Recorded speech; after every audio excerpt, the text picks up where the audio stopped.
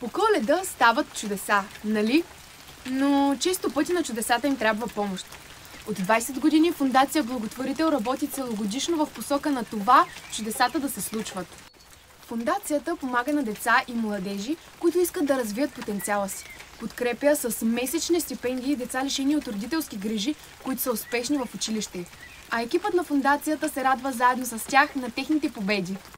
Също така в национален конкурс Млад благотворител се подкрепят ученици от 8 до 12 клас да превръщат идеите си в проекти, а проектите в осъществени благотворителни каузи. Финансират най-добрите и вече 23 проекта са осъществени. Дарете за каузите на Фондация Благотворител. Те инвестират в младежи като мен, дават криле и променят съдби. Фондация Благотворител ви предлага своите каузи за инвестиция в добро.